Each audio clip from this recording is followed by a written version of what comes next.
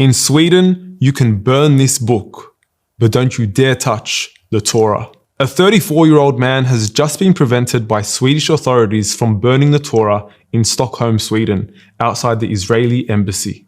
Now, the man in question has made it very clear that he's not in favor of burning any scripture, and he's only proposing to burn the book to spark a debate. Now, although his intended plans will not be going ahead after the Swedish government and the Jewish community stepped in, the entire situation has left us scratching our heads.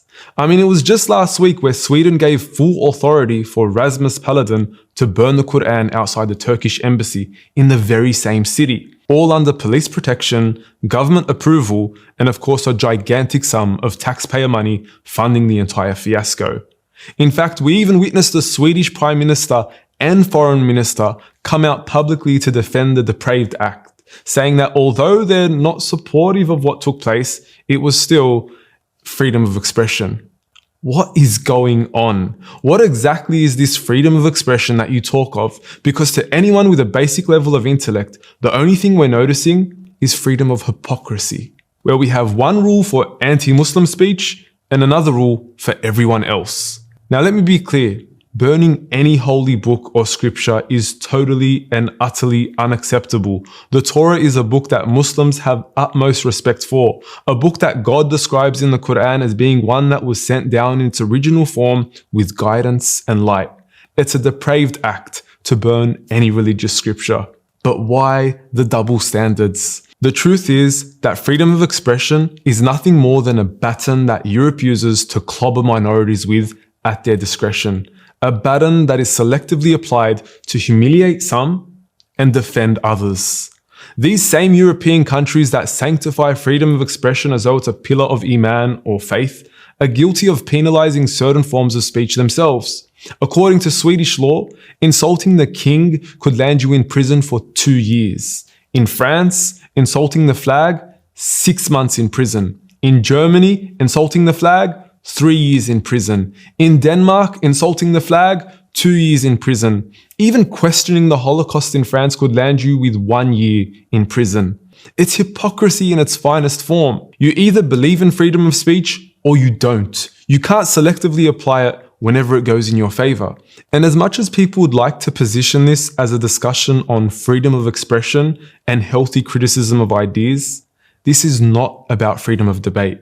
It's about the freedom to incite hate. If this was about debate, we would have no problem. The Quran itself invites people to challenge it.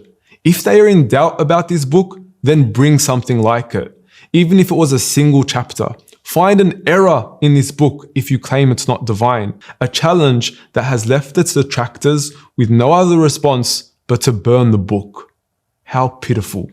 My honest advice is to stop burning and start learning.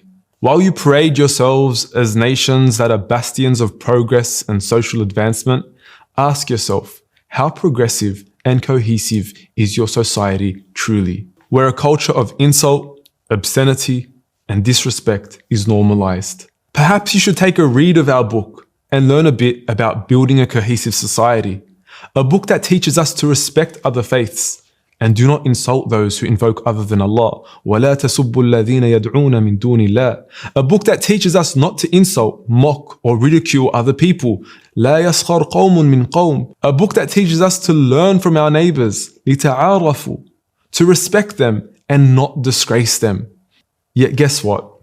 Even if you were to continue to burn every Quran on earth, what are you going to achieve? By Allah, we make an oath that if you were to burn every Quran on earth, we will bring back the Quran within a day. Cover to cover, page to page, word for word, and letter for letter, to even the subtle vowels and diacritic marks that are on top of each and every single letter. We have 12-year-old boys and girls that will gladly recite the Quran back to you by memory. You cannot burn that which is preserved within our hearts. That which was sent down to hearts to be preserved within the hearts. So tell me again, what on earth will you achieve? Stop burning and start learning.